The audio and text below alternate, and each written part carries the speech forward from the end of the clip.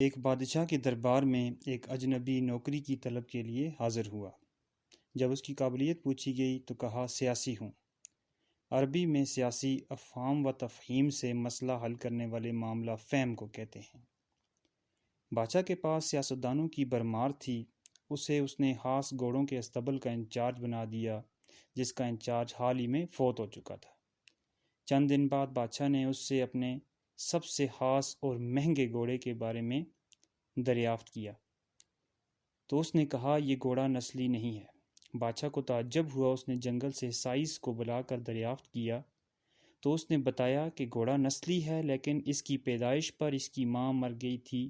یہ ایک گائے کا دودھ پی کر اس کے ساتھ پلا ہے۔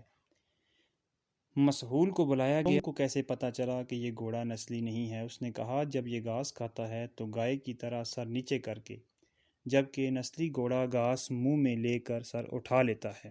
بادشاہ اس کی فراست سے بڑا متاثر ہوا۔ اس نے اس کے گھر اناج، گھی، بنے دمبے اور پرندوں کا اعلیٰ گوشت بطور انعام بھجوایا۔ اس کے ساتھ ساتھ اسے ملکہ کے محل میں تعینات کر دیا۔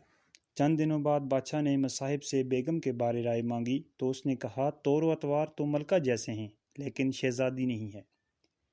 بادشاہ کے پیر تلے سے زمین نکل گئی۔ حواس بحال کیے، ساس کو بلاوا بھیجا، معاملہ اس کے گوش گزار کیا۔ اس نے حقیقت میں بتایا کہ تمہارے باپ نے میرے خاوند سے ہماری بیٹی کی پیدائش پر ہی رشتہ مانگ لیا تھا، لیکن ہماری بیٹی 6 ماہ میں ہی فوت ہو گئی تھی۔ چنانچہ ہم نے تمہاری بادشاہت سے قریبی تعلقات قائم کرنے کے لیے کسی کی بچی کو اپنی بیٹی بنا لیا۔ بادشاہ نے مصاحب سے دریافت کیا کہ تم کو کیسے علم ہوا کہ یہ شہزادی نہیں ہے؟ تو اس نے کہا کہ اس کا ملازموں کے ساتھ سلوک بہت بدتر ہے۔ بادشاہ اس کی فراست سے خاصا متاثر ہوا۔ بہت سا اناج، بھیڑ بکریاں بطور انعام اس کو پیش کی اور ساتھ ہی اس کو اپنے دربار میں متعین کر دیا۔ کچھ وقت گزرا، مصاحب کو بلایا اور اپنے بارے میں دریافت کیا۔ مصاحب نے کہا جان کی امان۔ بادشاہ نے وعدہ کیا۔ اس نے کہا کہ تم نہ بادشاہ زادے ہو اور نہ تمہارا چلن بادشاہوں والا ہے۔ بادشاہ کو تاؤ آیا مگر جان کی امان دے چکا تھا۔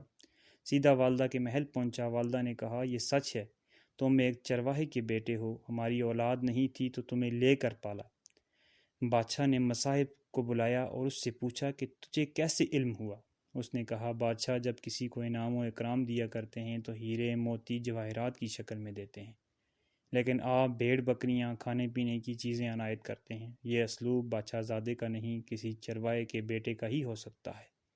اسی لیے کہا جاتا ہے کہ عادتیں نسلوں کا پتہ دیتی ہیں۔ ہماری عادات، اخلاق اور طرز عمل خون اور نسل کی پہچان کرا دیتی ہیں۔